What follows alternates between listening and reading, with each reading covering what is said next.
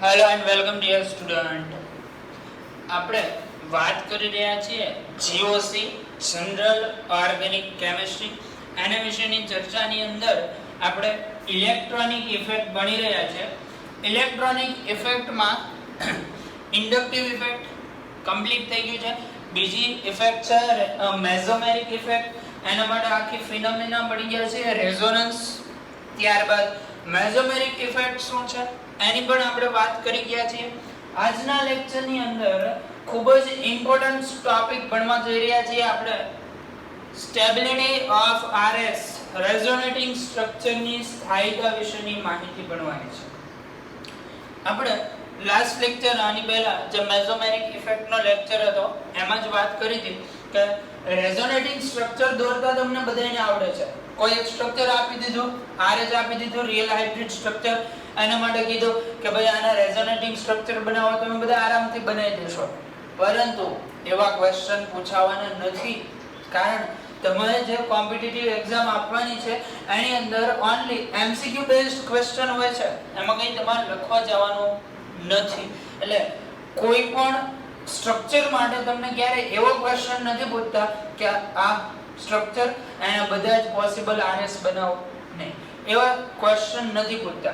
અને એવા પણ ક્વેશ્ચન નથી પૂછતા કે આ સ્ટ્રક્ચર માટે કેટલા આરએસ પોસિબલ છે, એવા પણ નહીં પૂછે. ક્વેશ્ચન કયા ટાઈપના પૂછે?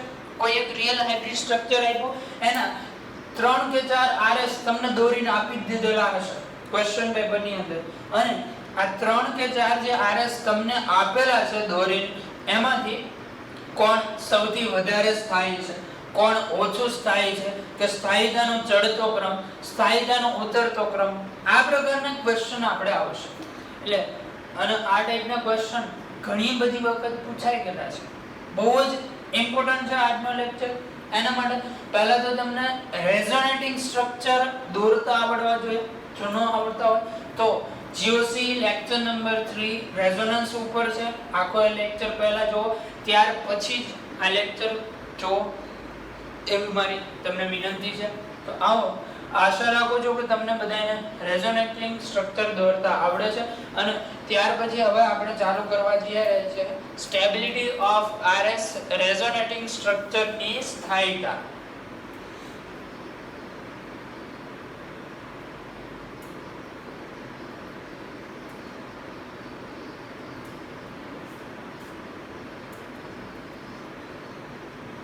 સ્ટેબિલિટી ઓફ આરએસ રેઝોનેટિંગ સ્ટ્રક્ચરની સ્થાયીતા. આ ક્વેશ્ચન બે ટાઈપમાં પૂછાઈ શકે. ફર્સ્ટ આ પ્રકારે પૂછાઈ શકે.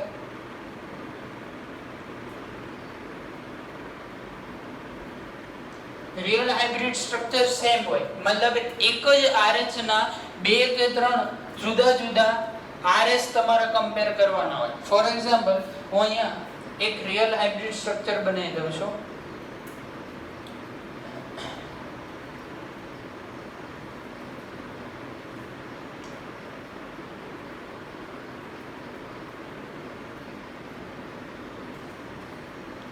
એક રિયલ હાઇબ્રિડ સ્ટ્રક્ચર છે, અથવા તો આના જુદા જુદા આરએસ આપી દીધેલા તમને. ચલો આરએસ જ આપી દઈએ. માન લો કે અહીંયા ઓક્સિજન ઉપર લોન પે,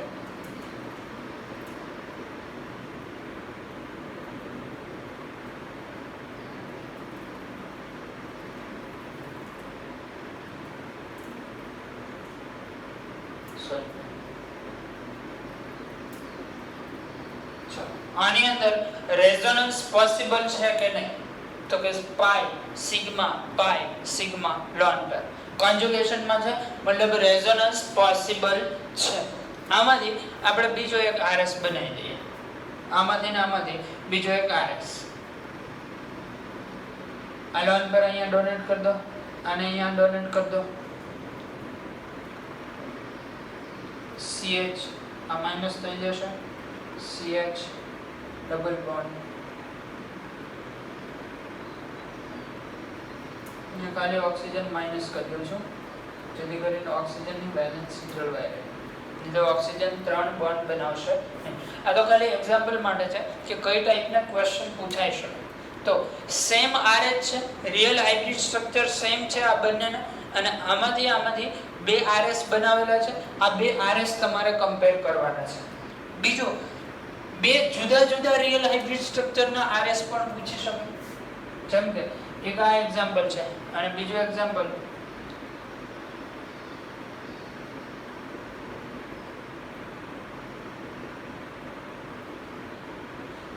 આમાં પણ રેઝોનન્સ પોસિબલ છે, તમને ખબર છે.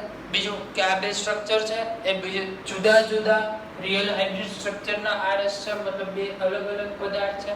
જ્યારે આ એક જ પદાર્થ છે એમાં રેઝોનન્સ થઈને બે જુદા જુદા સ્ટ્રક્ચર આપ્યા છે. એટલે બે રીતે ક્વેશ્ચન પૂછી શકે. પહેલી રીત કે સેમ RH હોય, રિયલ હાઇબ્રિડ સ્ટ્રક્ચર સેમ હોય, એમાંથી બે જુદા જુદા રેઝોનેટિંગ સ્ટ્રક્ચર બનાવી દે અને એની વચ્ચે સ્ટેબિલિટી તમને પૂછે. અથવા તો બીજી પોસિબિલિટી શું છે કે બે different RH real hybrid structure જ જુદા જુદા હોય, એ બે વચ્ચે તમારે સ્ટેબિલિટી કમ્પેર કરવાની હોય. બરાબર? તો આમાંથી કોઈ પણ ક્વેશ્ચન તમને પૂછી શકે છે. સ્ટેબિલિટી નક્કી કરવા માટેના કેટલાક બેઝિક રૂલ છે. આવો એ રૂલથી આપણે શરૂઆત કરીએ કે કઈ રીતે સ્ટેબિલિટી નક્કી થશે. પહેલા જે આપણે વાત કરવાની છે એ છે real hybrid structure RH same હોય અને એના જુદા જુદા RS હોય. ફર્સ્ટ આપણે આની અંદર જોશું સેમ RH, મતલબ રિયલ હાઇબ્રિડ સ્ટ્રક્ચર સેમ છે, એમાંથી ડિફરન્ટ RS, એના જુદા જુદા રેઝોનેટિંગ સ્ટ્રક્ચર. એના માટેના કેટલાક નિયમો છે. એમાં ફર્સ્ટ નિયમ યાદ રાખશો આપણે. હવે ધ્યાનથી સમજતા જજો. રિયલ હાઇબ્રિડ સ્ટ્રક્ચર સેમ હોય એમાંથી ડિફરન્ટ RS માટેના રૂલ્સ છે. ધ્યાનથી સમજતા જજો, ખૂબ જ ઇમ્પોર્ટન્ટ છે. ફર્સ્ટ છે વધુ સહસંયોજક બંધ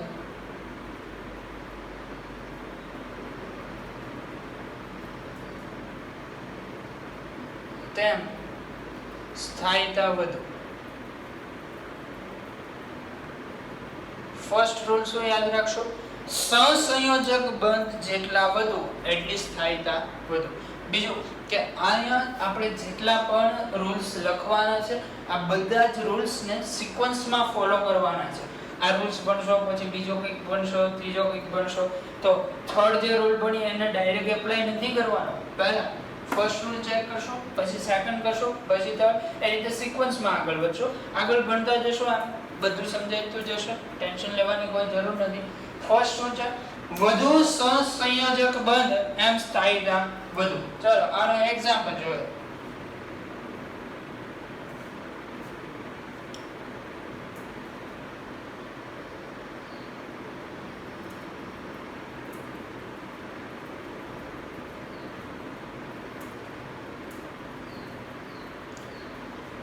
આમાંનામાં બીજું જે RS આપેલું છે તમને એ છે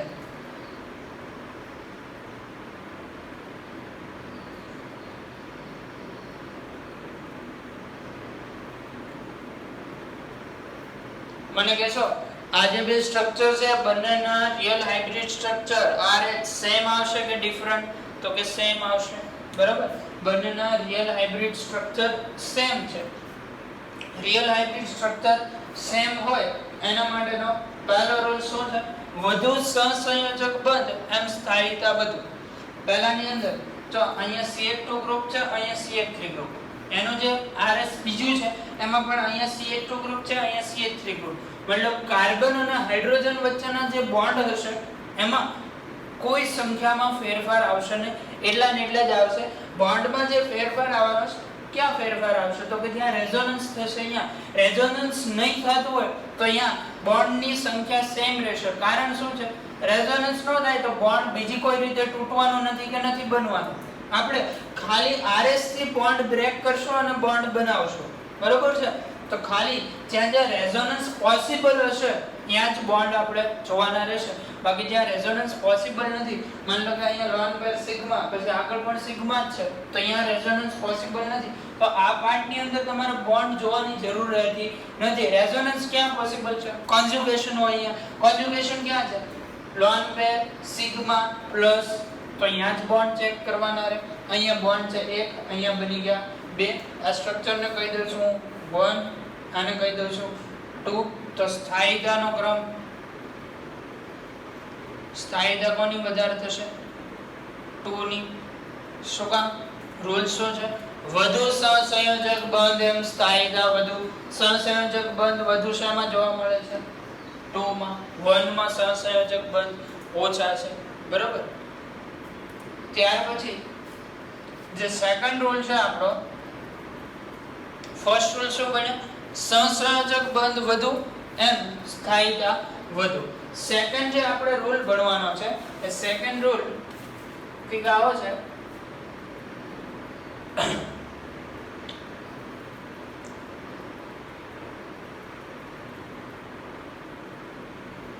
તટસ્થ અણુ અથવા તો તટસ્થ પદાર્થ કે સ્પીસી એવું કહી શકો તમે.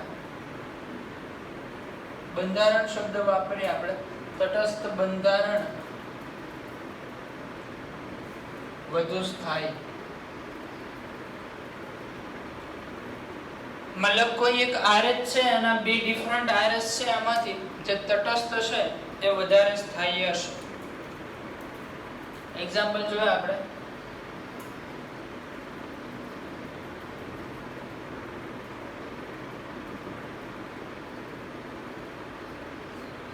આની અંદર રેઝોનન્સ પોસિબલ છે કે નહીં ચેક કરો. રેઝોનન્સ શક્ય છે કે નહીં? તો કે યસ, રેઝોનન્સ શક્ય છે. પાઈ સિગ્મા લોન પેર કોન્જુગેશન માં છે. આ લોન પેર અહીંયા ડોનેટ થાય, આ પાઈ બોન્ડ આ કાર્બન ઉપર જતો રહે. એનાથી જે બીજું આ સ્ટ્રક્ચરનો 1 નંબર કહી દો. બીજું જે રેઝોનેટિંગ સ્ટ્રક્ચર આવવાનું છે કંઈક આ પ્રકારે હશે. CH2- single bond, CH double bond, NH2+. બરાબર. આ બંનેમાંથી 1 અને 2 માંથી વધારે સ્થાયી કોણ થશે? રૂલ એવો છે તટસ્થ બંધારણ વધારે સ્થાયી હશે. ઓકે, પહેલા આપણે એવું કહીએ કે જે રૂલ્સ આપણે એપ્લાય કરવાના છે કઈ રીતે એપ્લાય કરવાના? સિક્વન્સમાં. પહેલું શું ચેક કરવાનું? વધુ સહસંયોજક બંધ એમ સ્થાયીતા વધુ. બે આરએસ છે, એમાંથી એકમાં સહસંયોજક બંધ વધુ છે, એકમાં ઓછા છે. તો પછી આ સેકન્ડ રૂલ જોવા જવાની કોઈ જરૂર રહેતી નથી. પહેલો રૂલ આપણો છે વધુ સહસંયોજક બંધ એમ સ્થાયીતા વધુ. સહસંયોજક બંધ વધારે મળી જાય છે તો પછી તમારે તટસ્થ છે કે વીજભારિત બંધારણ છે જોવા જવાની જરૂર જ નથી.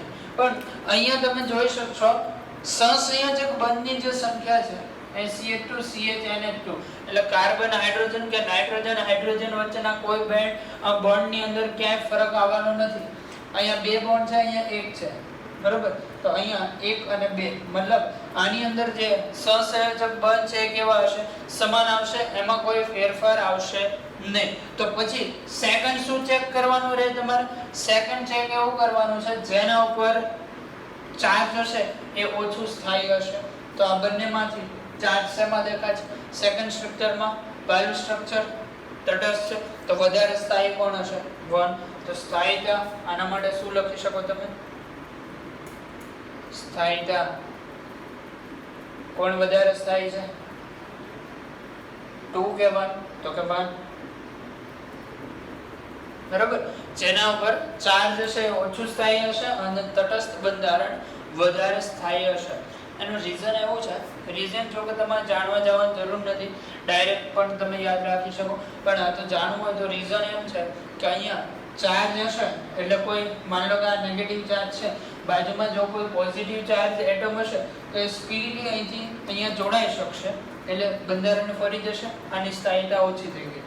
જ્યારે અહીંયા કોઈ પોઝિટિવ ચાર્જ આવશે તો સરળતાથી જોડાઈ શકશે નહીં. એટલે બે માંથી વધારે સ્થાયી કયું થાય? પહેલું. ઓકે. પછી થર્ડ રૂલ ની વાત કરવાની છે. પહેલો રૂલ શું જોયો આપણે?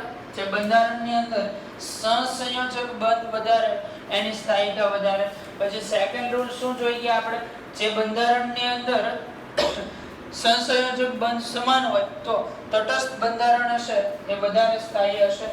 અને ત્યારબાદ થર્ડ રૂલ જે આપણે જોવાનો છે, થર્ડ રૂલ એવો છે માન લો કે બે બંધારણ વીજભારિત છે, એક તટસ્થ બંધારણ નથી. એટલે વીજભારિત બંધારણમાં આપણે વાત કરવાની છે.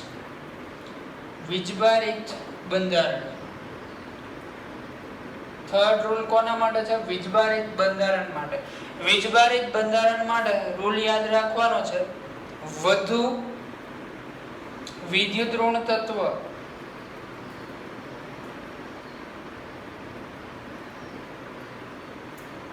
નેગેટિવ ચાર્જ ધરાવે, અથવા તો વાક્ય અલગ રીતે પણ તમે લખી શકો કે ઋણ વીજભાર કે નેગેટિવ ચાર્જ વધુ વિદ્યુત ઋણ તત્વ પર હોય એમ સ્થાયીતા વધુ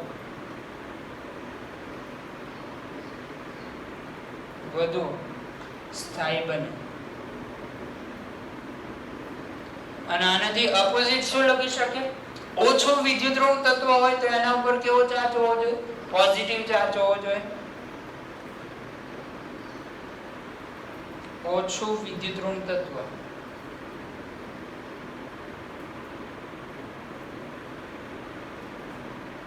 પોઝિટિવ ચાર્જ ધરાવે તેમ વધુ સ્થાયી બને.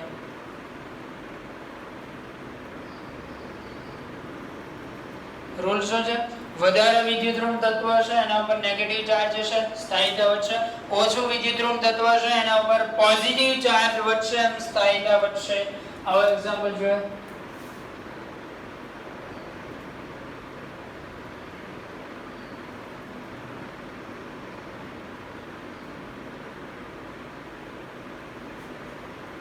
આ ફર્સ્ટ છે. આનું બીજું રેઝોનેટિંગ સ્ટ્રક્ચર બનાવીએ છીએ આપણે. આ લોન પર અહીંયા ડોનેટ થઈ જાય, અહીંયા આવતું રહે. આ ઋણ વીજભારિત બનશે, CH ડબલ બોન્ડ O. આ ઓક્સિજન ધન વીજભારિત હશે, બરાબર. આ સ્ટ્રક્ચર ફર્સ્ટ, આ સ્ટ્રક્ચર સેકન્ડ. બે માંથી સ્થાયીતા કોની વધારે હશે? 1 અને 2 માંથી વધારે સ્થાયી કોણ બને? રૂલ શું છે? વધુ વિદ્યુત ઋણ તત્વ નેગેટિવ ચાર્જ ધરાવતો હોવો જોઈએ. ચલો બંને બંધારણની વાત કરો. નેગેટિવ ચાર્જ પહેલા બંધારણમાં ઓક્સિજન ઉપર છે, બીજા બંધારણમાં કાર્બન ઉપર છે. અહીંયા પોઝિટિવ ચાર્જ એક જ બંધારણમાં આવે છે, બીજા બંધારણમાં આવતો નથી. તો આને આપણે પોઝિટિવ ચાર્જ ચેક કરવાનો રહેશે નહીં. માત્ર ચેક કયો ચાર્જ કરશો? નેગેટિવ. સોરી, અહીંયા પહેલા બંધારણમાં પણ પોઝિટિવ ચાર્જ આવશે, કાર્બન ઉપર હશે. ઓકે, પહેલા નેગેટિવ ચાર્જ વાળો રૂલ જોઈએ. નેગેટિવ ચાર્જ વાળા રૂલ મુજબ ઓક્સિજન ઉપર ઋણ વીજભાર છે અને બીજા બંધારણમાં કાર્બન ઉપર ઋણ વીજભાર છે. નેગેટિવ ચાર્જ પ્રમાણે જોવા જાવ, નેગેટિવ ચાર્જ ક્યાં વધારે હોવો જોઈએ? તો કે વધુ વિદ્યુત ઋણ તત્વ નેગેટિવ ચાર્જ ધરાવવો જોઈએ. આ બેમાંથી ઓક્સિજન અને કાર્બન બેમાંથી વધારે વિદ્યુત ઋણ તત્વ કયું છે? તો કે ઓક્સિજન. તો નેગેટિવ ચાર્જ કોના ઉપર હોય એમ સ્થાયીતા વધે? ઓક્સિજન ઉપર. કયા બંધારણમાં છે? પહેલા બંધારણમાં. તો સ્થાયીતા 1 અને 2 માંથી સ્થાયીતા વધારે 1 અને 2 માંથી કોની હશે? 1 વધારે સ્થાયી હશે 2 કરતા, બરાબર. પોઝિટિવ ચાર્જ પરથી ચેક કરવો હોય, પહેલા બંધારણમાં પોઝિટિવ ચાર્જ કાર્બન ઉપર છે, બીજા બંધારણમાં પોઝિટિવ ચાર્જ ઓક્સિજન ઉપર છે. પોઝિટિવ ચાર્જ ઉપરથી આપણે શું કહીએ છીએ? ઓછું વિદ્યુત ઋણ તત્વ પોઝિટિવ ચાર્જ ધરાવે એમ સ્થાયીતા વધે. કાર્બન ઓક્સિજન એમાંથી ઓછું વિદ્યુત ઋણ કાર્બન છે એના ઉપર પોઝિટિવ ચાર્જ હોય એમ સ્થાયીતા વધે. મતલબ એ રૂલમાં પણ આ જ આવવાનું છે. બે માંથી કોઈ પણ એક રૂલ એપ્લાય કરો, સેમ જ આવવાનું છે, કોઈ ડિફરન્ટ આવશે નહીં, બરાબર. ફર્સ્ટ રૂલ આપણો પહેલો શું ચેક કરવાનું? વધુ સહસંયોજક બંધ એમ સ્થાયીતા વધુ. ઇન કેસ સહસંયોજક બંધ સમાન હોય તો પછી શું ચેક કરવાનું રહે? તટસ્થ બંધારણ. ઇન કેસ કોઈ બે બંધારણ છે એની અંદર સહસંયોજક બંધ પણ સમાન છે, બંને બંધારણ ચાર્જ સ્પીસીસ છે, એક પણ તટસ્થ છે નહીં, તો શું ચેક કરવાનું? વધારે વિદ્યુત ઋણ તત્વ ઋણ વીજભાર ધરાવે એમ સ્થાયીતા વધે, બરાબર. આ ત્રણ રૂલ ઉપરથી મોસ્ટ ઓફ બધા ક્વેશ્ચન સોલ્વ થઈ જશે. આ સિવાય એક રૂલ ઓક્ટેટ રૂલ પણ છે કે વધુ વિદ્યુત ઋણ તત્વ, તમને ખબર છે એની ઓક્ટેટ કમ્પ્લીટ થતી હોય તો એ પોઝિટિવ ચાર્જ પણ ધરાવી શકે છે, પણ એનો એટલો બધો યુઝ નહીં આવે, કારણ કે એ રૂલ જે આવતો હશે ત્યાં સહસંયોજક બંધ વાળો રૂલ એપ્લાય થઈ જશે. એની અંદર તમારે કોઈ પડવાની જરૂર નથી, એની કોઈ પણ પ્રકારની ચિંતા કરવાની જરૂર નથી. ખાલી આ 3 રૂલ એપ્લાય કરીને તમે બે સ્ટ્રક્ચરની સ્થાયીતા નક્કી કરી શકો છો. પણ ક્યારે? સમાન RH હોય તો. ડિફરન્ટ RH માટે તમારે ઇન્ડક્ટિવ ઇફેક્ટ, મેસોમેરિક ઇફેક્ટ એના વિશે પણ જવું પડશે. એના એક્ઝામ્પલ આપણે પછી ચર્ચા કરીશું. આની અંદર બીજા એક સ્પેશિયલ ઉદાહરણ જોવાનું છે.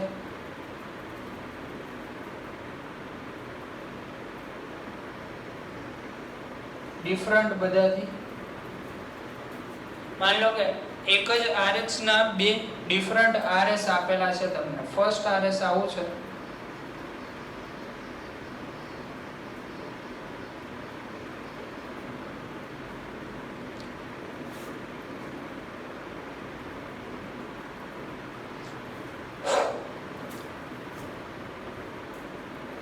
હાઇડ્રોજન નથી દર્શાવતો, ખાલી કાર્બન દર્શાવી દઉં છું.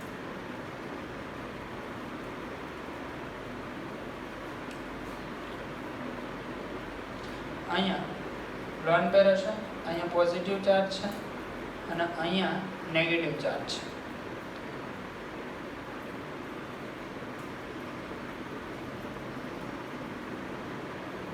અહીંયા લોન પેર, અહીંયા નેગેટિવ ચાર્જ અને અહીંયા પોઝિટિવ ચાર્જ. આ એક જ RH એના બે ડિફરન્ટ સ્ટ્રક્ચર છે. આની અંદર તમારે નક્કી કરવાનું છે આ બેમાંથી વધારે સ્થાયી કોણ થશે. તો પહેલો તમારો જે રૂલ છે, સહસંયોજક બંધ બેમાં સરખા આવવાના છે.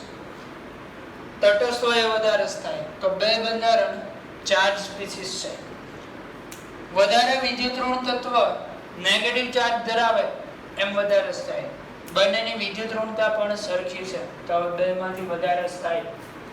તો એના માટે થોડુંક તમારે દિમાગ લગાડવાનું છે. બાકી બહુ જ ઈઝી એક્ઝામ્પલ છે, તમે જાતે સોલ્વ કરી શકશો. વિચારો, આમાં કોઈ પણ પ્રકારનો તમને કોન્સેપ્ટ દેખાઈ રહ્યો છે? વિચારો, આ બંનેમાંથી વધારે સ્ટેબલ કોણ થશે? વિચારી જો, આઈડિયા આવે છે કોઈ પ્રકારનો? ઓકે, ચાલો જોઈએ કે બંનેમાંથી વધારે સ્ટેબલ કોણ થઈ શકે છે. તો પહેલું જે સ્ટ્રક્ચર છે એની વાત આપણે કરીએ છીએ, એમાં નાઇટ્રોજન ઉપર લોન પેર દેખાય છે અને એની નજીકમાં ચાર્જ છે પોઝિટિવ ચાર્જ. બીજું જે સ્ટ્રક્ચર દેખાય છે એમાં નાઇટ્રોજન ઉપર લોન પેર દેખાય છે અને એની નજીકમાં ચાર્જ છે નેગેટિવ ચાર્જ. હવે થાય એવું, પહેલા સ્ટ્રક્ચરમાં તમે રેઝોનન્સ કરાવવા, લોન પેર અહીંયા ડોનેટ થાય, પોઝિટિવ ચાર્જ બાજુમાં છે, સરળતાથી લોન પેર એક્સેપ્ટ કરી લેશે. બીજા સ્ટ્રક્ચરમાં લોન પેર અહીંયા ડોનેટ થવા જાય, નેગેટિવ નેગેટિવ અહીંયા negative charge, lone pair electron છે પણ પોતે ઋણ વીજભારિત હોય છે, બંને વચ્ચે રિપલ્શન થવાનું છે, એટલે સ્થાયીતા વધારે કોની થશે? તો કે ફર્સ્ટ ની વધારે સ્થાયીતા હશે 2 કરતા. શું કામ? તો યાદ રાખવાનું, જ્યારે પણ સમાન વીજભાર નજીક આવે તો એની સ્થાયીતા ઓછી હોય. બરોબર? શું યાદ રાખવાનું છે? સમાન વીજભાર નજીકના કાર્બન ઉપર હોય અથવા તો નજીક હોય એમ સ્થાયીતા ઓછી. જો કે વિરુદ્ધીય વીજભાર નજીક હોય એમાં પણ સ્ટેબિલિટી ઓછી જ હોય છે. શું કામ? કારણ કે આ માઇનસ આ પ્લસ સરળતાથી બોન્ડ બનાવવાની ક્ષમતા ધરાવે. આ ઇલેક્ટ્રોન અહીંયા ડોનેટ થઈ જાય, સરળતાથી બંને બોન્ડ બનાવી લે. પરંતુ આ બંનેમાંથી વધારે સ્થાયી કોણ? તો કે વિરુદ્ધ વીજભાર વાળો, સમાન વીજભાર વાળો ઓછું સ્થાયી થશે. બરાબર? બીજું કે આ સ્પેશિયલ છે, દરેક કિસ્સાની અંદર તમે એવું નહીં કહી શકો કે સમાન વીજભાર નજીક એમ સ્થાયીતા ઓછી. કારણ આ બધા જ રૂલ્સ પહેલા ફોલો કરવાના. આ બધા રૂલ માંથી કોઈ એક રૂલ એપ્લાય થતો હોય તો પહેલા આપણે એ એપ્લાય કરશું. બરાબર? આની અંદર શું જોઈએ? સમાન વીજભાર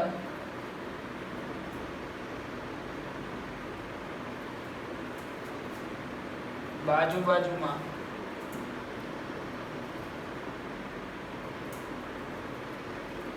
તેમ સ્થાયીતા ઓછી.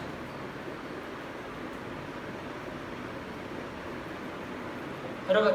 ફર્સ્ટ રૂલ હતો સહસંયોજક બંધ વધુ એમ સ્થાયીતા વધુ, સહસંયોજક બંધ સમાન હોય, તટસ્થ બંધારણ વધારે સ્થાયી થાય. સહસંયોજક પણ સમાન, બંધારણ પણ બંને વીજભારી તો વધારે વિદ્યુત ઋણ તત્વ ઋણ વીજભાર ધરાવે એમ સ્થાયીતા વધે. ફટાફટ એટલું નોટ કરો. ત્યાર પછી હવે ધીમે ધીમે આપણે વાત કરશું ડિફરન્ટ RH માટે સ્ટેબિલિટી કઈ રીતે નક્કી કરવી એના વિશે. બરોબર. ચાલો આની અંદર પહેલા એક એક્ઝામ્પલ જોઈ લે. પૂછાય ગયેલો ક્વેશ્ચન છે.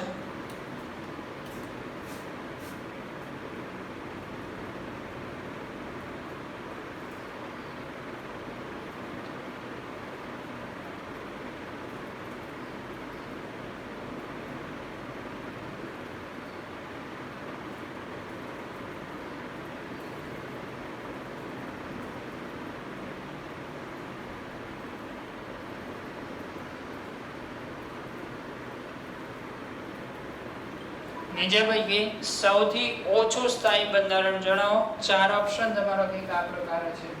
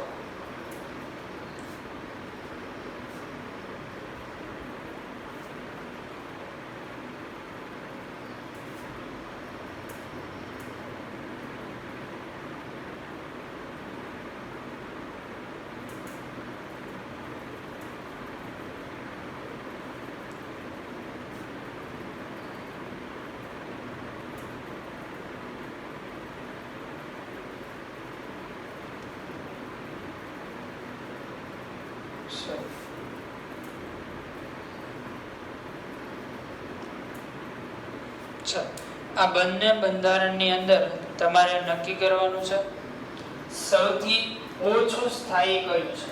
ફટાફટ વિડિયો સ્ટોપ કરો અને વિચારો.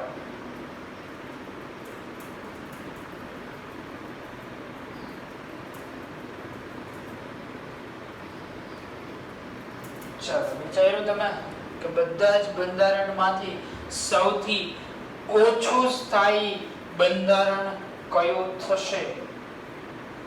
ફાસ્ટ વિચારો, જલ્દી જલ્દી.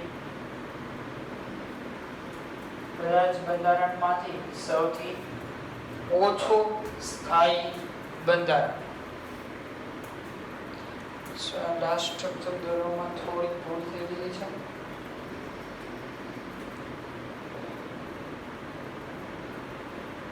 હવે વિચારી દો.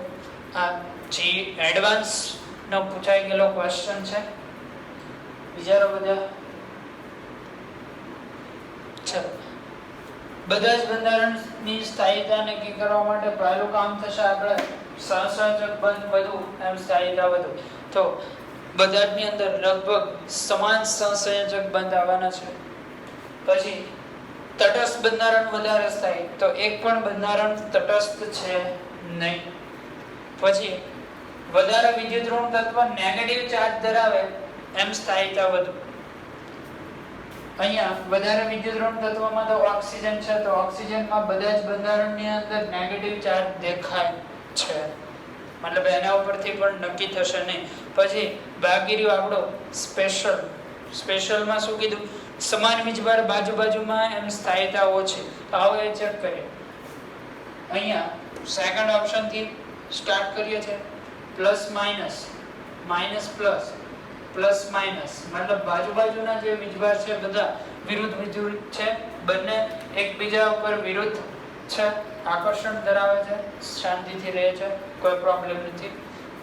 અહીંયા પણ પ્લસ માઇનસ સ્થાયી છે, બેને મજા આવે છે, કોઈને કોઈ પ્રોબ્લેમ નથી.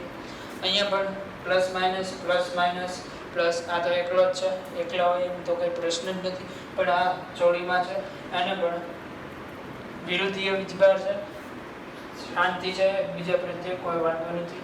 પરંતુ ફર્સ્ટ સ્ટ્રક્ચરની તમે વાત કરો, અહીંયા પ્લસ માઇનસ નથી પ્રોબ્લેમ, અહીંયા પણ પ્લસ માઇનસ નથી પ્રોબ્લેમ, પરંતુ જેવા અહીંયા ગયા બે સમાન વીજભાર આવી ગયા એવો ડખો થઈ ગયો, બેને એકબીજા ચાલુ થઈ ગયું લડવાનો, મતલબ આ ચાંદી વાર સુધી સ્ટેબલ રહી શકશે નહીં. આન્સર આવશે બરાબર. ફટાફટ નોટ ડાઉન કરો. ત્યાર પછી આપણે ડિફરન્ટ RH ની સ્ટેબિલિટી નક્કી કરવાની વાત કરીએ.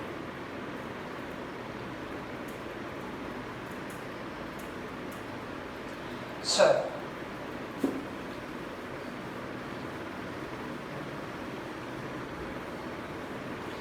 હવે આપણે વાત કરવાની છે ડિફરન્ટ RH માટે, સમાન RH માટે આપણે સ્થાયીતા કઈ રીતે નક્કી કરવી એની વાત જોઈ લીધી.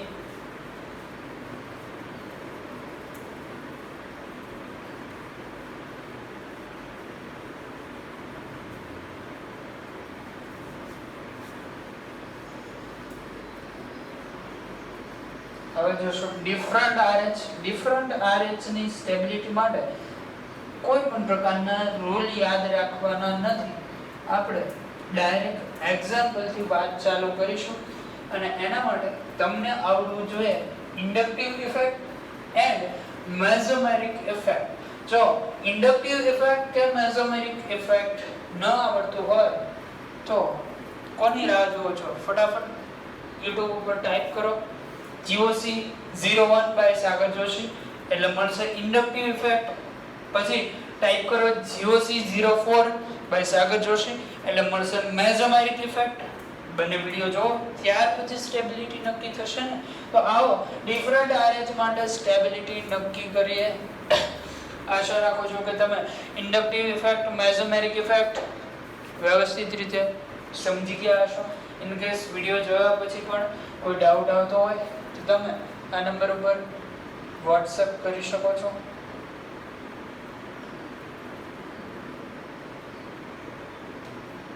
આ નંબર ઉપર તમારા ડાઉટ્સ તમે WhatsApp માં મોકલી શકો છો.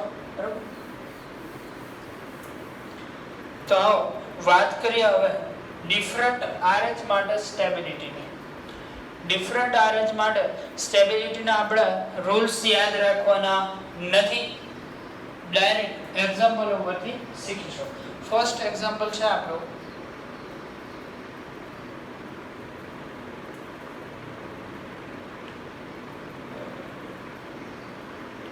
તમને લાગે કે ન લાગે પણ માની લેવું કે આ 6 કાર્બનની ષટકોણ આકારની બેન્ઝીન જેવી રિંગ છે, બેન્ઝીન રિંગ નથી.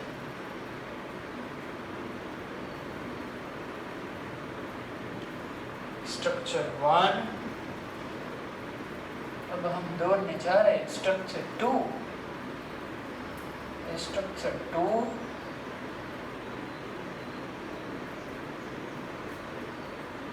और अब आ गया 3,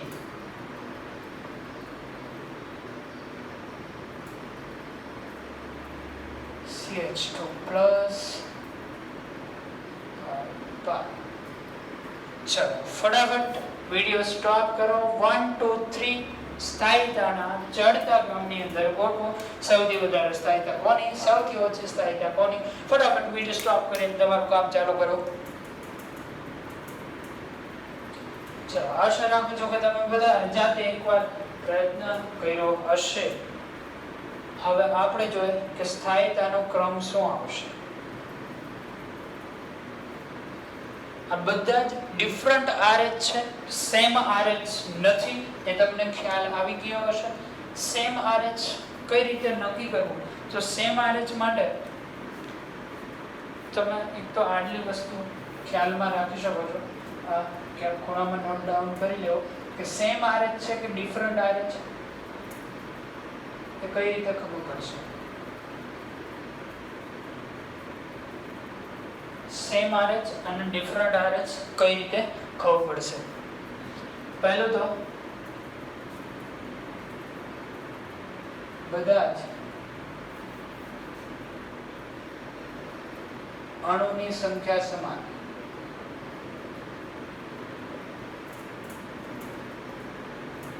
બધા જ અણુની સંખ્યા સમાન. જો એક જ RH ના બે ડિફરન્ટ RH હશે તો એમાં બધા જ અણુની સંખ્યા સમાન હશે. બીજું ઇલેક્ટ્રોન સમાન,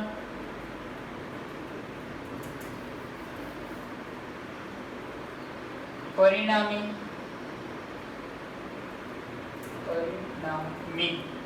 વીજભાર સમાન. પહેલું શું સમાન? અણુની સંખ્યા સમાન. સેકન્ડ ઇલેક્ટ્રોન સમાન અને પરિણામી વીજભાર સમાન. આનું એક્ઝામ્પલ પણ તમને બતાવી દઉં.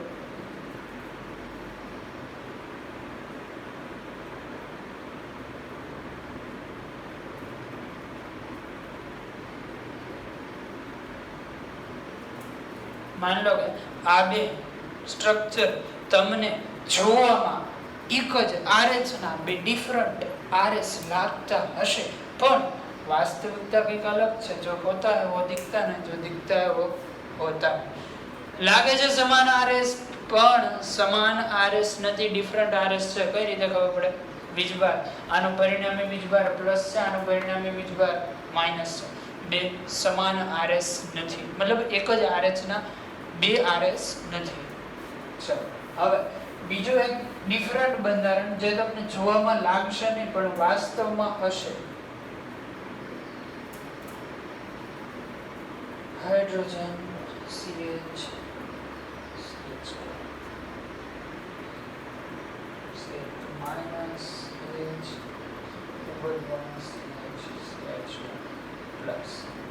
ચલો આ બંને બંધારણ દેખાવમાં તમને એક જ RH ના બે ડિફરન્ટ RS લાગતા નથી પણ વાસ્તવમાં છે.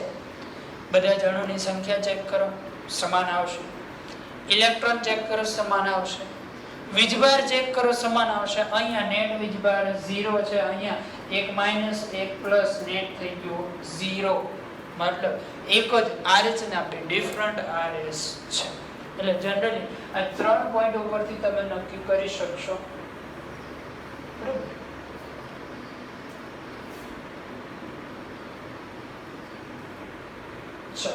આ ત્રણેય માટે આપણે નક્કી કરવું છે કે એક જ RH ના જુદા જુદા સ્ટ્રક્ચર છે કે નહીં. મતલબ આ ત્રણ જે RS છે એક જ RH માંથી બને છે કે ડિફરન્ટ RS માંથી. તો પહેલું બધા જ અણુની સંખ્યા તો ઓલમોસ્ટ લગભગ બધામાં સમાન આવશે, તમે ચેક કરી શકો છો. હાઇડ્રોજન ડિફરન્ટ આવશે. હાઇડ્રોજન ડિફરન્ટ આવશે મતલબ કે ત્રણેય RS એક જ RH ના નથી, ડિફરન્ટ RH ના છે. આ સિવાય ઇલેક્ટ્રોન ચેક કરશો તો એ પણ ડિફરન્ટ આવશે, બરાબર. સોરી, ઇલેક્ટ્રોન સેમ થઈ જશે. ડિફરન્ટ શું આવવાનું છે? હાઇડ્રોજનની સંખ્યા. અહીંયા જે હાઇડ્રોજન હશે એના કરતા અહીંયા ઓછા હાઇડ્રોજન હશે, અહીંયા એનાથી પણ ઓછા હાઇડ્રોજન હશે. મતલબ RH ડિફરન્ટ છે, ડિફરન્ટ RH માંથી બનેલા સ્ટ્રક્ચર છે. હવે RH જુદા જુદા હોય તો એના માટે સ્થાયીતા નક્કી કરવા માટે આપણે જ્યારે રેઝોનેટિંગ સ્ટ્રક્ચર દોરતા શીખ્યા ત્યારે એવી વાત શીખી ગયા છે કે જે RH ના વધારે RS મળે, જે RH માંથી તમે વધારે રેઝોનેટિંગ સ્ટ્રક્ચર બનાવી શકો એમ સ્થાયીતા વધે.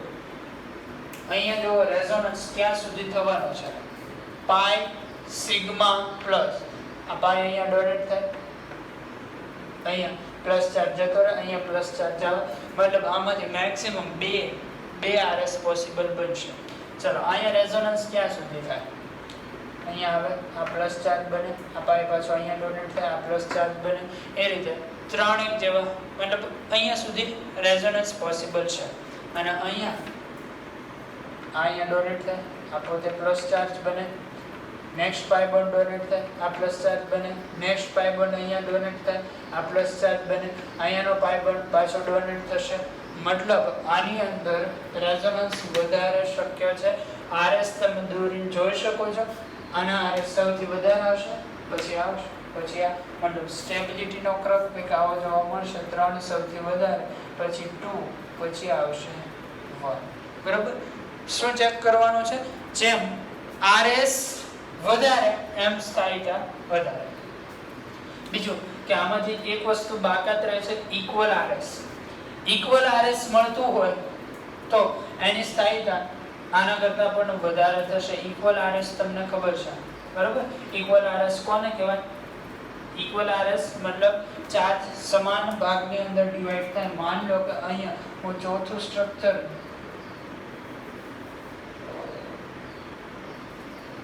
આવું બનાવીને આપી દઉં તો આ એક્ઝામ્પલ આપણે જોઈ ગયેલા છે. આ એક્ઝામ્પલ ઇક્વલ આરએસ બનાવે છે. ઇક્વલ આરએસ હોય તો એની સ્થાયીતા આ ત્રણેય કરતા સૌથી વધારે આવશે, બરાબર?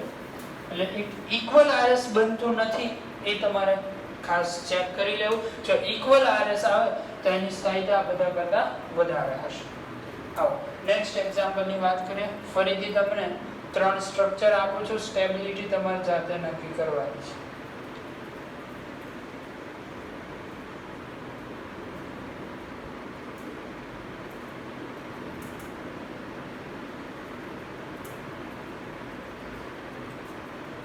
One, two,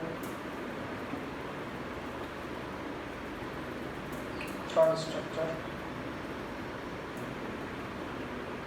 So,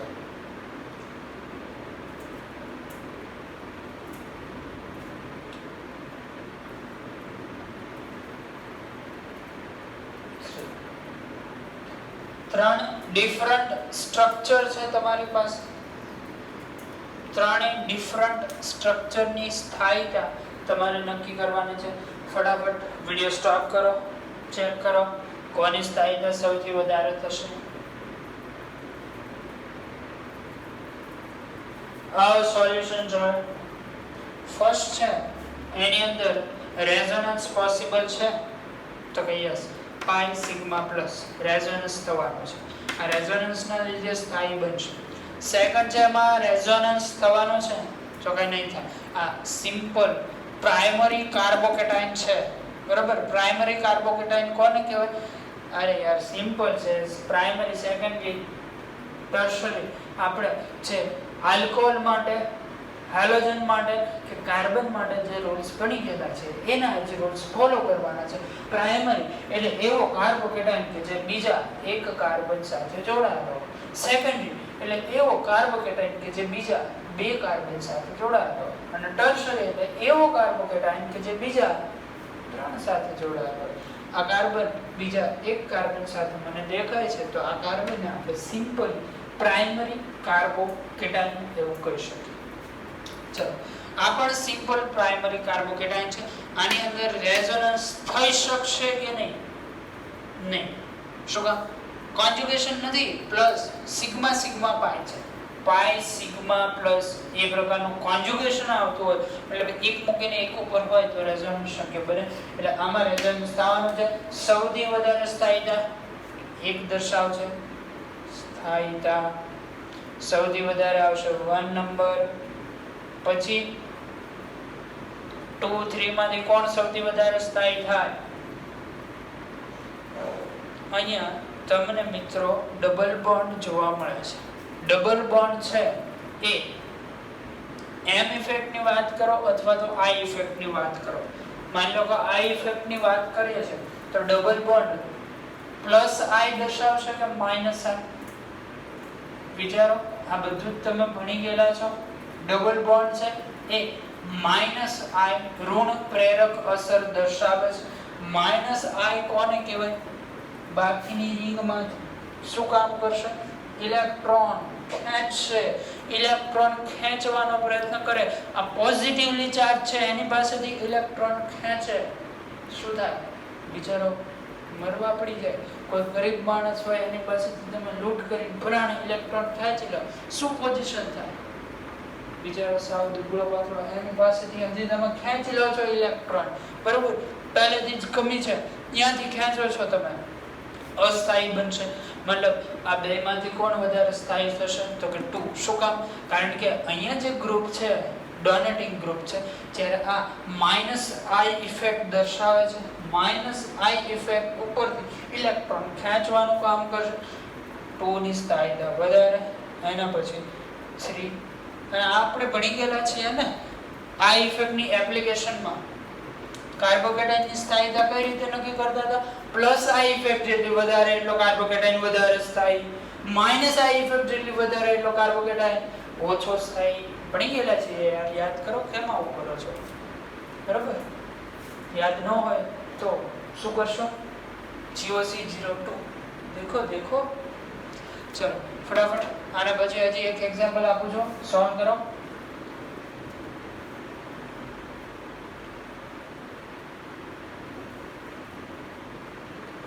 આ જે પ્લસ ચાર્જ છે એની જગ્યાએ આપણે કરી દઈએ છીએ માઇનસ ચાર્જ. આ થઈ ગયું સ્ટ્રક્ચર 1 CH3 માઇનસ, આ થઈ ગયું સ્ટ્રક્ચર 2 અને CH2 double bond CH2 minus, આ થઈ ગયું સ્ટ્રક્ચર 3. હવે આની સાઈડ આપણી જોઈએ એટલું તો દિમાગ ચલાવો. ફટાફટ વિડિયો સ્ટોપ કરો, જાતે સોલ્વ કરવાનો પ્રયત્ન કરો. ચલો હવે જોઈએ આની સ્થાયીતાનો ક્રમ શું છે. તો પહેલા સ્ટ્રક્ચર ની અંદર રેઝોનન્સ પોસિબલ છે હા કે ના? પાઈ સિગ્મા માઈનસ કોન્જુગેશન માં છે, રેઝોનન્સ થશે. બીજામાં ખાલી માઈનસ ચાર્જ છે કે પાઈ બોન્ડ નથી, રેઝોનન્સ નહીં થાય. આમાં માઈનસ સિગ્મા પાઈ રેઝોનન્સ નથી થવાનું કારણ કોન્જુગેશન નથી. પહેલું તો રેઝોનન્સ ના કારણે સૌથી વધારે સ્ટેબિલિટી સ્થાયીતા, અહીંયા સ્થાયીતાનો ક્રમ લખું છું, બીજું કશું નથી. હવે તો તમને આઈડિયા આવી જતો હશે. 1 પછી આ બેમાંથી વધારે સ્થાયી આ ગ્રુપ છે, કઈ ઇફેક્ટ દર્શાવવાનું છે? માઈનસ આઈ. બીજું અહીંયા જે છે એ પહેલામાં તો કાર્બોકેટાઇન, હવે છે કાર્બો એનાઇન. કાર્બ એનાઇન ની સ્થાયીતા કઈ રીતે વધે? જેમ માઈનસ આઈ અસર વધારે એમ કાર્બ એનાઇન વધારે સ્થાયી, માઈનસ આઈ અસર ઓછી એમ કાર્બ એનાઇન ઓછો સ્થાયી. અહીંયા માઈનસ આઈ અસર છે, અહીંયા માઈનસ આઈ અસર નથી, અહીંયા તો પ્લસ આઈ અસર થશે. માઈનસ આઈ અસર છે, અહીંથી ઇલેક્ટ્રોન ખેંચી લો, અહીં ઇલેક્ટ્રોન હતા. હવે જો વાસ્તવમાં આ સ્થાયી શું કામ બને છે એને બેઝિક વસ્તુ છે. માની લો કે 5 સ્ટુડન્ટ છો તમે, 5 સ્ટુડન્ટમાંથી કોઈ એક સ્ટુડન્ટ ઉપર 10 કિલો વજન મૂકી દો અને આ 10 કિલો વજનને 5 માં ડિવાઈડ કરી દો, બધા ઉપર 2 કિલો રાખો, તો વધારે શાંતિ તમે શેમાં અનુભવશો? બધા ઉપર 2 કિલો ડિસ્ટ્રીબ્યુટ હશે એમાં ને. કોઈ એકલો 10 કિલો વજન ઉપાડે, ઓબ્વિયસલી એની ઉપર વજન વધી જવાનું છે. એના બદલે ડિવાઈડ કરી દો તો સ્થાયીતા વધશે. અહીંયા પણ સેમ એવું જ થાય છે. હા, માઈનસ ચાર્જ છે, બધો જ માઈનસ ચાર્જ અહીંયા એકઠો થયેલો છે આ ગ્રુપ ઉપર. મતલબ કોઈ પ્લસ ચાર્જ ઝડપથી અહીંયા એટેક કરશે, માઈનસ ન્યુટ્રલ કરી દેશે. અહીંયા શું થાય? માઈનસ આ ઇફેક્ટ અહીંથી ઇલેક્ટ્રોન ખેંચે એટલે આ જે માઈનસ ચાર્જ છે ને આખી ચેઇનમાં ડિવાઈડ કરી દેશે. ડિવાઈડ કરે એટલે શું થાય કે ઝડપથી બધો જ માઈનસ ચાર્જ રિએક્શન આપે નહીં. રિએક્શન ન આપે તો આ જે સમૂહ છે એની સ્થાયીતા વધશે. તમે મારી વાતને સમજી શકતા હશો એવી હું આશા રાખું છું. તો આ બંનેમાંથી વધારે સ્થાયીતા થર્ડમાં જોવા મળશે, પછી આવશે 2. બરોબર, ફટાફટ નોટ કરો. પછી થોડા ઘણા એક્ઝામ્પલ હજી વધારે જોઈને આપણી વાતને આપણે પૂર્ણ કરશું. ફટાફટ નોટ કરો.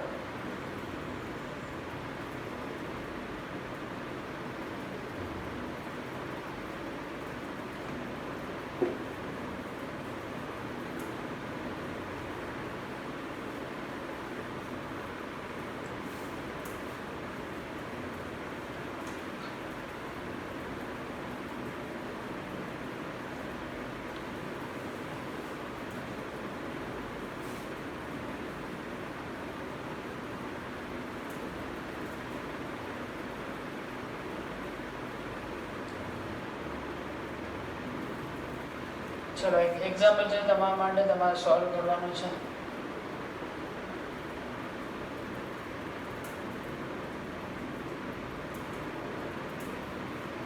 સ્ટ્રક્ચર છે 1,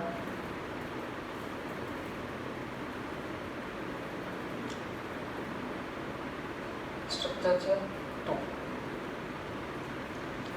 આ બંનેમાંથી વધારે સ્થાયી કોણ થશે? વિડિયો સ્ટોપ કરો, જાતે સોલ્વ કરવાનો પ્રયત્ન કરો.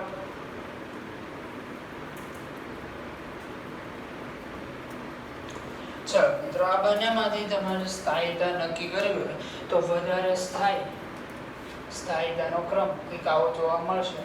સેકન્ડ વધારે થાય છે 1 કરતા. શું કામ આવું છે એનું કારણ છે અહીંયા પ્લસ ચાર્જ છે એની સાથે જોડાયેલો ગ્રુપ કઈ ઇફેક્ટ દેખાડે છે? માઇનસ આઈ. અહીંયા જે પ્લસ ચાર્જ છે એની સાથે એક માઇનસ આઈ ગ્રુપ તો જોડાયેલો છે, પણ સાથે સાથે બીજું જે ગ્રુપ જોડાયેલો છે એ દર્શાવશે પ્લસ આઈ, કારણ કે આ મિથાઇલ ગ્રુપ છે, ઇલેક્ટ્રોન ડોનેટ કરશે.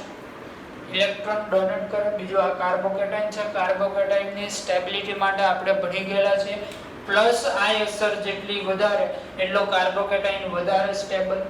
માઇનસ આઈ ગ્રુપ તો બંનેમાં છે જ, બરાબર, એ તો કોમન છે, એટલે બેમાં કોમન ઇફેક્ટ કરશે. ફરક ક્યાં છે? અહીંયા પ્લસ આઈ છે, અહીંયા પ્લસ આઈ નથી. પ્લસ આઈ જેટલી વધારે એટલો કાર્બોકેટાઇન વધારે સ્થાયી, મતલબ 2 ગ્રુપ વધારે સ્થાયી થાય, બરાબર. હવે નેક્સ્ટ આપણે વાત કરવાની છે બેન્ઝીન રિંગમાં જે કાર્બોકેટાઇન કે કાર્બોએનાઇન બને એના માટે સ્ટેબિલિટી. પણ એના પહેલા મેસોમેરિક ઇફેક્ટ આપણે થોડી ઘણી રિવાઇઝ કરશું. ફર્સ્ટ જોઈએ છે આપણે પ્લસ એમ. પ્લસ એમ અસર, મિત્રો તમને ખ્યાલ છે પ્લસ એમ અસર કોને કહેવાય? પ્લસ એમ ગ્રુપ કોને કહીશું? તો કે જે કોન્જુગેટેડ સિસ્ટમમાં ઇલેક્ટ્રોન ડોનેટ કરે એને પ્લસ એમ ગ્રુપ કહીએ છીએ. એક બેન્ઝીન રિંગ લઈએ આપણે.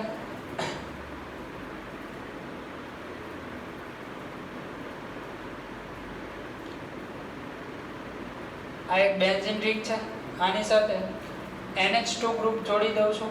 NH2 ગ્રુપમાં નાઇટ્રોજન ઉપર લોન પેર હોય છે મિત્રો. આ લોન પેર બેન્ઝીન રિંગમાં ડોનેટ કરી શકે છે, મતલબ પ્લસ એમ અસર થશે. ચલો આવો આના જુદા જુદા RS બનાવીએ. પહેલો આ લોન પેર,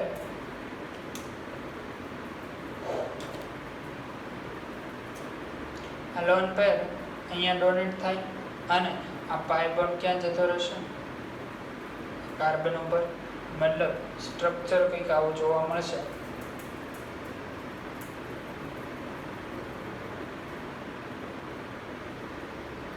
અહીંયા માઇનસ ચાર્જ, પાઈ પાઈ અને ડબલ બોન્ડ NH2 પ્લસ. બીજું કે સ્ટ્રક્ચર બનાવતા બનાવતા ભૂલથી પણ ક્યારે આવો સ્ટ્રક્ચર ન લખો. શું કામ? નાઇટ્રોજનની કેપેસિટી મેક્સિમમ 4 બંધ બનાવવાની છે, એવું તમે ક્યાંક ભણ્યા હશો. અહીંયા નાઇટ્રોજન 3 ને 2 5 બંધ બનાવે છે, જે પોસિબલ નથી. એટલે રેઝોનેટિંગ સ્ટ્રક્ચર બનાવવા માટે એ વસ્તુનો ખાસ ખ્યાલ રાખવો. એક તો ઇલેક્ટ્રોન સમાન રહેવા જોઈએ, પરિણામી વીજભાર સમાન રહેવો જોઈએ, અને બીજી વસ્તુ શું સમાન રહેવી જોઈએ? સમાન ન રહેવી જોઈએ, પણ બીજી વસ્તુનું શું ધ્યાન રાખવાનું છે? તો કે જે સ્ટ્રક્ચર લખવાના આપણી પાસે રૂલ્સ છે, જેમ કે કાર્બન મેક્સિમમ 4 બંધ બનાવી શકે, નાઇટ્રોજન મેક્સિમમ 4 બંધ બનાવી શકે, એનાથી વધારે બંધ બનવા જોઈએ નહીં. એટલે આ રૂલનું પણ ધ્યાન રાખો, બરોબર. અહીંયા તમે જોઈ શકો છો આ ન્યુટ્રલ હતું, પ્લસ માઇનસ ચાર્જ 0 થઈ જાય છે, કોઈ પ્રશ્ન નથી. ચલો હવે આગળ શું બનશે? આ માઇનસ ચાર્જ અહીંયા ડોનેટ થાય અને આ ઇલેક્ટ્રોન આ કાર્બન ઉપર જતા રહેશે. મતલબ નેક્સ્ટ જે RS બનશે આ પ્રકારનું જોવા મળશે આપણને. અહીંયા minus charge, pi bond, double bond NH2 plus. હવે નેક્સ્ટ તો કે આ લોન પેર છે, અહીંયા ડોનેટ થશે અને આ બંને ઇલેક્ટ્રોન આ કાર્બન ઉપર આવતા રહેશે. મતલબ બંધારણ કંઈક આવું જોવા મળશે.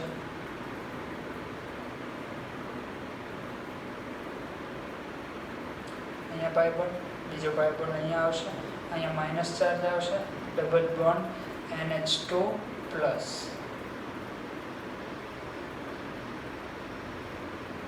પછી નેક્સ્ટ શું થશે? આ જે માઇનસ ચાર્જ છે એ માઇનસ ચાર્જ અહીંયા ડોનેટ થશે અને આ નાઇટ્રોજન આગળ જતા રહેશે.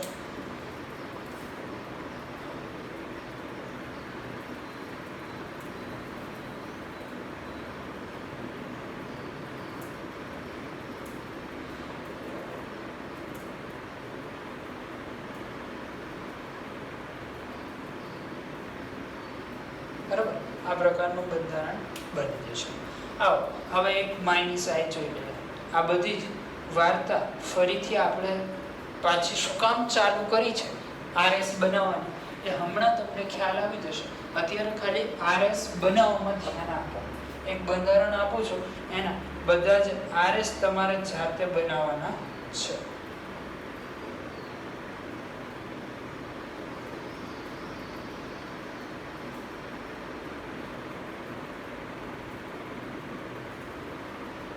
ચલો આના બધા જ RS તમારી જાતે બનાવો. એનોટો ગ્રુપ લાગેલું છે. ચલો પહેલો શું થશે? આ ઇલેક્ટ્રોન ઓક્સિજન ઉપર જશે અને આ જે પાઈ બોન્ડ છે એના ઇલેક્ટ્રોન અહીંયા સિગ્મા બોન્ડ ઉપર આવી જશે. બરોબર? મતલબ બંધારણ આવું જોવા મળશે.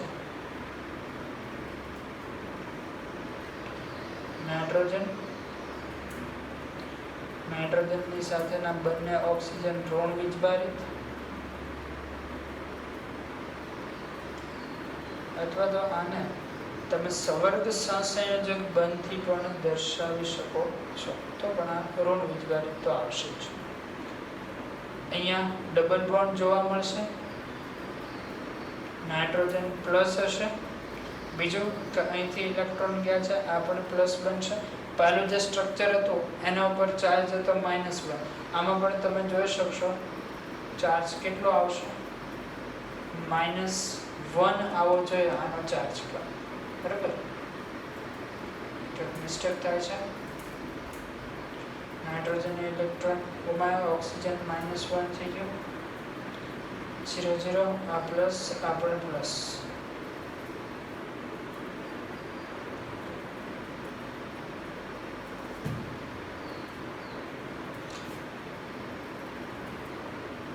નાઇટ્રોજનને પાછા અહીંથી ઇલેક્ટ્રોન મળી જાય છે, એટલે નાઇટ્રોજન પ્લસ હશે નહીં. આ જે ઇલેક્ટ્રોન છે એ પાછા નાઇટ્રોજનને બંધ બનાવવા માટે મળી ગયા. મતલબ નાઇટ્રોજન એને ઇલેક્ટ્રોન ગુમાવ્યા, વાત સાચી છે, પણ એને અહીંથી પાછા બીજા નવા ઇલેક્ટ્રોન મળી ગયા, મતલબ એના ઉપર પ્લસ ચાર્જ આવશે નહીં. તો આનો નેટ ચાર્જ -1 રહે છે. ઓકે, આ પ્રકારનું RS બન્યું. હવે શું થશે? આ બોન્ડ અહીંયા ડોનેટ થાય, મતલબ પ્લસ ચાર્જ અહીંયા જોવા મળશે. તો નેક્સ્ટ સ્ટ્રક્ચર કંઈક આવું બનવાનું છે.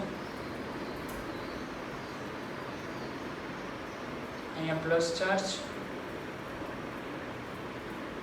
Double bond, nitrogen, oxygen minus, અહીંયા પણ ઓક્સિજન માઇનસ.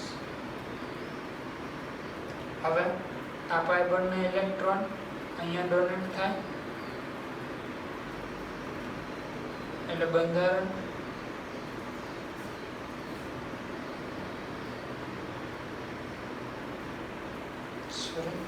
થોડી ઘણી ત્રાસ થઈ ગઈ. અહીંયા શું આવશે? પાઈ બોન્ડ બની જશે. અહીંયા પાઈ બોન્ડ અને અહીંયા પ્લસ ચાર્જ જોવા મળશે. અહીંયા નાઇટ્રોજન ડબલ બોન્ડથી ઓક્સિજન માઇનસ, અહીંયા પણ ઓક્સિજન માઇનસ. ચલો નેક્સ્ટ આ પાઈ બોન્ડ અહીંયા ડોનેટ થઈ જશે અને આ ઓક્સિજન એના ઇલેક્ટ્રોન ફરી પાછા બોન્ડ બનાવવામાં યુઝ કરી દેશે.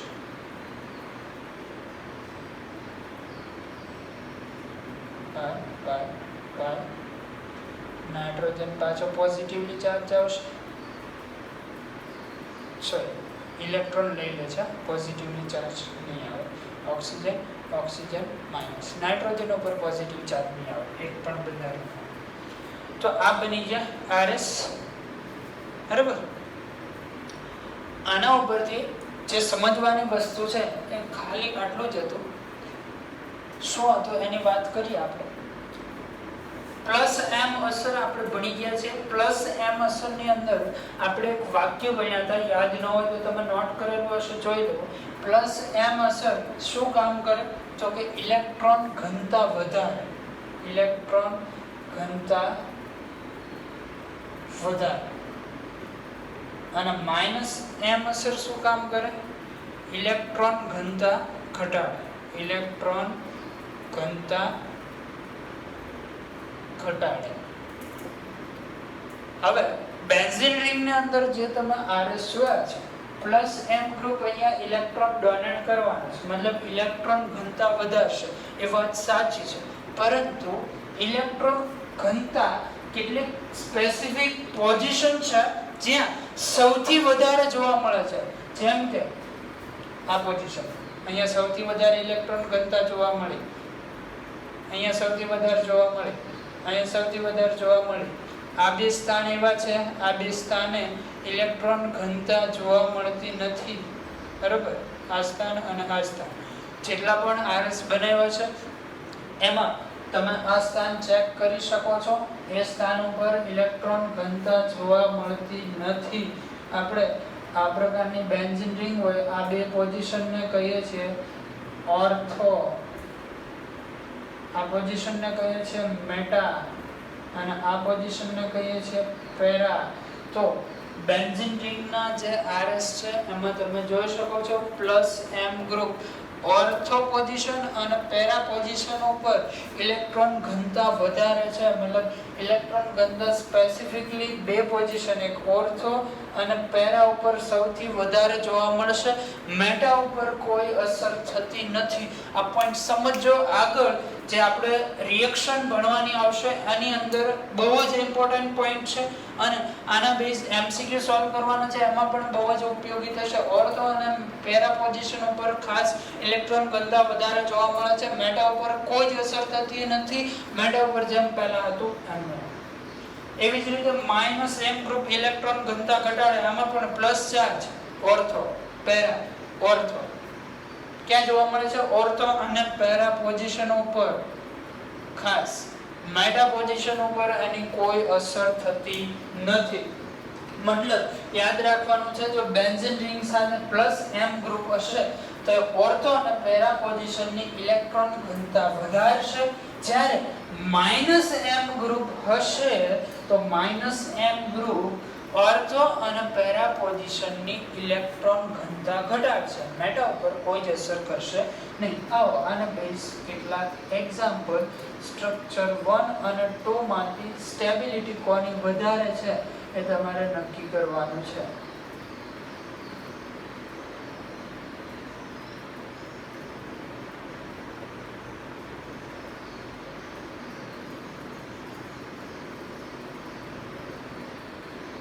ફટાફટ વિડિયો સ્ટોપ કરો અને વિચારો સ્ટેબિલિટી કોની વધારે હશે.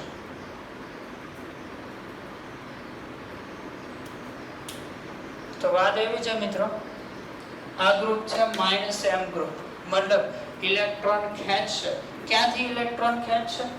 ઓર્થો અને પેરા પોઝિશન ઉપરથી. આ જે +m ગ્રુપ ઇલેક્ટ્રોન ડોનેટ કરશે, ક્યાં ઇલેક્ટ્રોન ડોનેટ કરશે? ઓર્થો અને પેરા પોઝિશન ઉપર.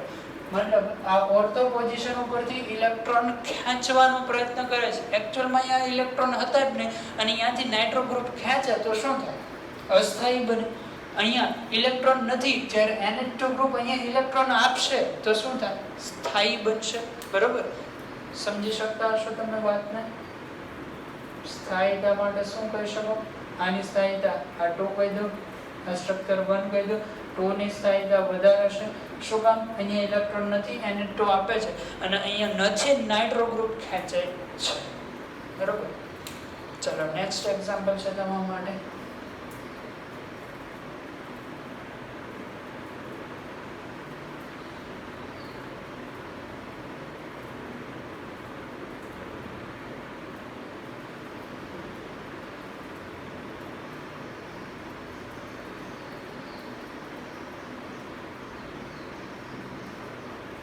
આ છે સ્ટ્રક્ચર 1, આ છે સ્ટ્રક્ચર 2. 1 અને 2 માંથી સ્થાયી અનુક્રમ વિચારો. ફટાફટ વિડિયો સ્ટોપ કરો, જાતે સોલ્યુશન વિચારો. ક્રમ સ્થાયીતાનો આવો આવશે, 1 વધારે સ્થાયી હશે 2 કરતા. શું કામ? રીઝન એવું છે, નાઇટ્રો ગ્રુપ -m અસર દર્શાવશે, બેન્ઝીન રિંગમાંથી ઇલેક્ટ્રોન ખેંચશે. વધારે ક્યાંથી ખેંચે? ઓર્થો અને પેરા પોઝિશન ઉપર મેટા ઇફેક્ટેડ થતી નથી. અહીંયા પેરા પોઝિશન ઉપર પ્લસ ચાર્જ છે, અહીંયાથી નાઇટ્રો ગ્રુપ ખેંચવાનો પ્રયત્ન કરે. અહીંયા મેટા ઉપર પ્લસ ચાર્જ છે, અહીંયા નાઇટ્રો ગ્રુપ એટલી બધી અસર કરતો નથી. મતલબ આને બહુ કંઈ અસર થશે નહીં. જ્યારે અહીંયા ઇલેક્ટ્રોન ખેંચાશે એટલે સ્થાયીતા ઘટશે. ઇલેક્ટ્રોન છે નહીં અને અહીંયાથી ખેંચે છે મતલબ હાઈલી અનસ્ટેબલ બનવાનું છે. બરાબર, તમે વાતને સમજી શકતા હશો કે ઇલેક્ટ્રોન ન હોય અને અહીંયાથી તમે ખેંચો, કોઈ વસ્તુની ક્યાંક કમી છે અને અહીંયાથી તમે એ વસ્તુ ખેંચી લો તો સ્વાભાવિક વસ્તુ છે. આ બહુ ગરીબ માણસ છે, એની પાસે જરાય છે જ નહીં, અને અહીંયાથી હું 2 લાખ રૂપિયા લઈ લઉં તો છે જ નહીં, 2 લાખ ક્યાંથી આપવાનો બિચારો. એવી વસ્તુ છે કે અહીંયા ઇલેક્ટ્રોન છે જ નહીં, અહીંયાથી નાઇટ્રો ખેંચે મતલબ તાંડવ થઈ જાય, જ્યારે અહીંયા એટલી બધી અસર થવાની નથી. Next example.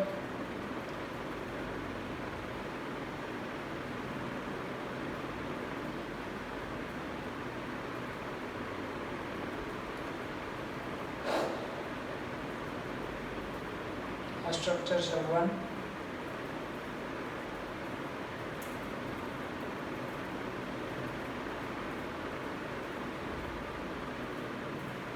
આ સ્ટ્રક્ચર છે 2.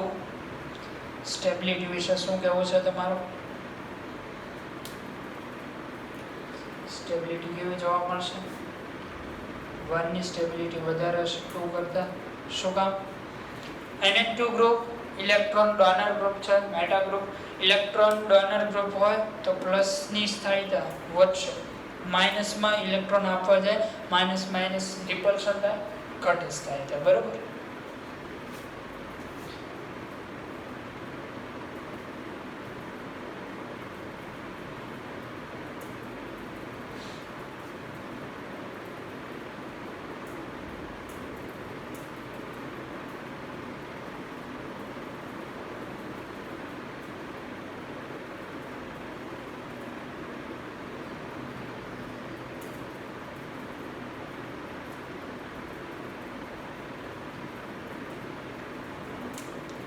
ચાલો આમાં 1 અને 2 ની સ્થાયીતા નક્કી કરો.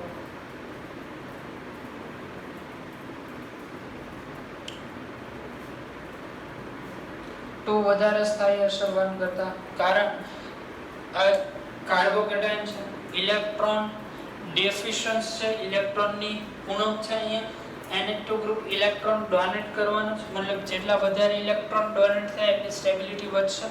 હવે NH2 ઇલેક્ટ્રોન ડોનેટ કરે તો એ ખાસ ઓર્થો અને પેરા પોઝિશન ઉપર ડોનેટ કરશે, મેટા ઉપર ડોનેટ નહીં કરે. અહીંયા ઇલેક્ટ્રોન આવી જાય મતલબ આ સ્થાયી થઈ જાય, અહીંયા ઇલેક્ટ્રોન આવતા નથી તો આ હજી અસ્થાયી રહેશે. બરાબર.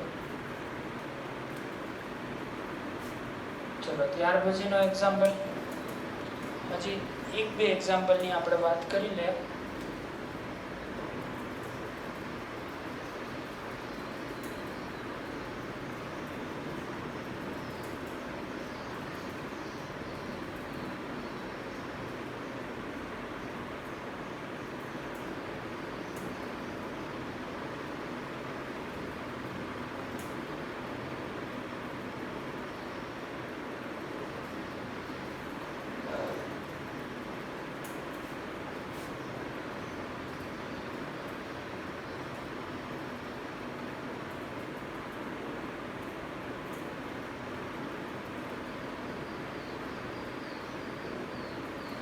ચલો આ 1, આ સ્ટ્રક્ચર 2, આન્સર તમારો લખો.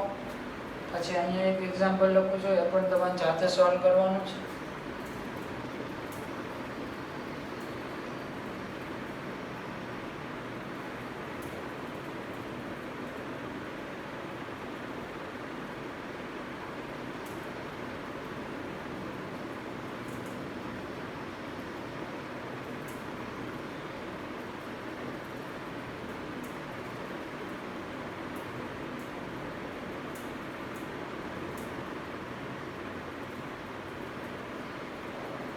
Structure 1, structure 2, અને લાસ્ટ એક્ઝામ્પલ એક અહીંયા લખી દે.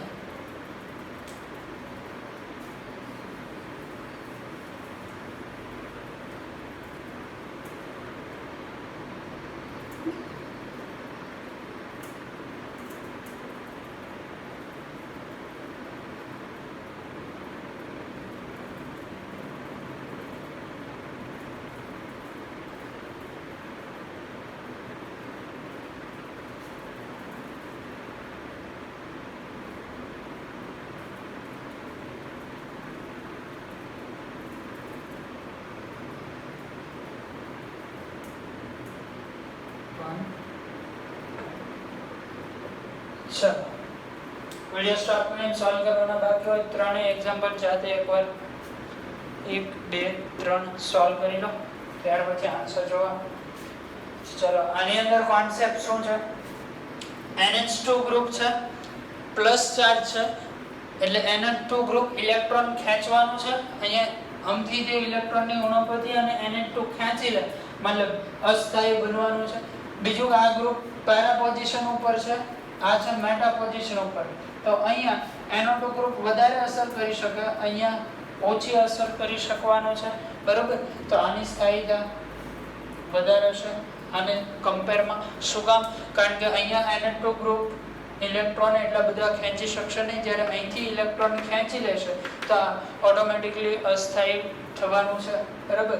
એટલે સ્થાયીતા 2 ની વધારે છે 1 કરતા. ફરીથી એકવાર કહી દઉં છું, અહીંયા ઇલેક્ટ્રોનની ઉણપ છે, બરાબર. હવે NO2 ગ્રુપ કઈ અસર દર્શાવે? -m, મતલબ પેરા પોઝિશન ઉપરથી ઇલેક્ટ્રોન ખેંચી લે. હવે અહીંથી જે ઇલેક્ટ્રોન જતા રહે, અહીંયા પણ પ્લસ ચાર્જ, આ પણ પ્લસ ચાર્જ, અસ્થાયી બનવાનું છે. NO2 ગ્રુપ મેટા ઉપર એટલી બધી અસર કરશે ને, મતલબ આની રિસ્પેક્ટમાં 2 ની અસર ઓછી હશે, 2 ની સ્થાયીતા વધારે હશે.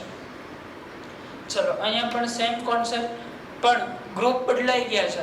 NO2 ની જગ્યાએ આપણે ગ્રુપ રાખી દીધું છે NH2. NH2 શું કામ કરે? ઇલેક્ટ્રોન ડોનેટ કરવાનું, મતલબ એ પ્લસ ચાર્જને સ્થાયી બનાવશે. આ શું કરતું હતું? પ્લસ ચાર્જ પાસેથી ઇલેક્ટ્રોન ખેંચી લેતું હતું, એટલે પ્લસ ચાર્જ વધારે અસ્થાયી બને. જ્યારે આ ભાઈ દાન કરવાની વૃત્તિ ધરાવે છે, આની પાસે નથી એને દાન કરે છે, મતલબ જેની પાસે નથી એને શાંતિ થાય, એ સ્થાયી બને. એને દાન કર્યું, સ્થાયી બન્યું. NH2 ગ્રુપ મેટા ઉપર દાન કરી શકવા જઈ શકતું નથી, કારણ ક્યાં ક્યાં અસર કરે? ઓર્થો અને પેરા ઉપર. ઓર્થો ઉપર પેરા ઉપર દાન કર્યું, સ્થાયી બનશે. અહીંયા દાન નહીં કરી શકે, તો આ બંનેમાંથી સ્થાયીતા પેરાવાળાની વધારે છે, મતલબ અહીંયા 1 સ્થાયી હશે 2 કરતા. અને લાસ્ટ એક્ઝામ્પલ માઇનસ ચાર્જ છે. માઇનસ ચાર્જ પાસેથી તમે ઇલેક્ટ્રોન ખેંચો એમ એ સ્થાયી બને. આ વસ્તુ આપણે કાર્બ એનાયન ની સ્થાયીતામાં પણ ભણી ગયા છે. કાર્બ એનાયન માઇનસ આય અસર વધતી એમ સ્થાયી બનતું હતું, કારણ કે માઇનસ આય અસર ઇલેક્ટ્રોન ખેંચી લેતું હતું. આની પાસે વધારાના ઇલેક્ટ્રોન છે, આને તમે ખેંચી લો. હમણાં કીધું હતું એક્ઝામ્પલ, 10 કિલો વજન છે અને 5 વિદ્યાર્થીની અંદર 2-2 કિલોમાં ડિવાઈડ કરતો, એટલે વજન ઓછું થઈ જાય. માઇનસ ચાર્જ છે, અહીંથી NO2 ગ્રુપ ખેંચે, આ ભાગમાં ડિવાઈડ થઈ જાય. ડિવાઈડ થાય એટલે વજન ઓછું થઈ જાય, બધા પાસે વીજભાર વહેંચાઈ જાય, એટલે સ્થાયીતા વધે. અહીંયા માઇનસ ચાર્જ છે, NH2 ગ્રુપ આપશે, હજી માઇનસ ચાર્જ વધારશે. માઇનસ ચાર્જ માઇનસ માઇનસ વચ્ચે શું થવાનું છે? રિપલ્શન થવાનું છે. જ્યારે અહીંથી ચાર્જ ખેંચાઈ જાય, ચાર્જ વહેંચાઈ જાય, એટલે સ્થાયીતા વધે, વિસ્થાનીકરણ થઈ જાય ચાર્જનું, બરોબર. જ્યારે અહીંયા ચાર્જ હજી વધારે આવશે એટલે આની સ્થાયીતા હજી શું થશે? ઘટશે, બરોબર. તો અહીંયા કોણ સ્થાયી હશે? 1, કારણ કે અહીંયા માઇનસ ચાર્જ છે, એ ખેંચાઈ જાય, ચાર્જ ઓછો થવાનો છે. જ્યારે અહીંયા ચાર્જ હજી વધશે, ચાર્જ વધે એમ સ્થાયીતા ઘટે. કારણ જો અહીંયા માઇનસ ચાર્જ હોય, કોઈ પ્લસ એટમ નજીક આવે, ઝડપથી પ્રક્રિયા કરી લે. જ્યારે અહીંયા શું થાય? કોઈ પ્લસ એટમ નજીક આવે તો આ માઇનસ ચાર્જ તો બધે ડિવાઈડ થઈ ગયો છે, મતલબ ઝડપથી પ્રક્રિયા થવાની નથી, કારણ અહીંયા માઇનસ ચાર્જ ઘટવાનો છે. અને માઇનસ ચાર્જ વધશે એટલે ઝડપથી પ્રક્રિયા આપશે. આશા રાખું છું તમે મારી વાતને સમજી શકતા હશો. અહીંયા વધારે સ્થાયી 1 થશે, કારણ કે આ ચાર્જ ડિસ્ટ્રીબ્યુટ થઈ જવાનો છે. NO2 આ ચાર્જને, જે વધારાનો ચાર્જ છે, એને ખેંચી લેશે, જ્યારે NH2 વધારે ચાર્જ આપશે એટલે અસ્થાયી બનશે, બરાબર. તો આ રીતે રેઝોનેટિંગ સ્ટ્રક્ચરની સ્થાયીતા નક્કી થશે. આશા રાખું છું કે તમને બધું આવડી જાય એવું જરૂરી નથી, પણ બને શક્ય હતું એટલો વધારે સમજાવી શકવાનો પ્રયત્ન કર્યો છે. છતાં પણ તમને કોઈ ડાઉટ હોય તો વચ્ચે મેં મારો કોન્ટેક્ટ નંબર આપેલો છે, જેની અંદર તમે વોટ્સએપમાં કોન્ટેક્ટ કરીને ડાઉટ પૂછી શકો છો. આજે રેઝોનેટિંગ સ્ટ્રક્ચરની સ્થાયીતા શીખ્યા. નેક્સ્ટ લેક્ચરની અંદર આપણે ભણશું હાઇપર કોન્જ્યુગેશન, અતિસંયુગ્મન. ત્યાં સુધી આપી રહો, ભણતા રહો, વારંવાર આનું રિવિઝન કરો તો જ આવડશે, નહીં તો આવડશે નહીં. हाइपर कॉन्जुगेशन देखते हैं अगले एपिसोड में।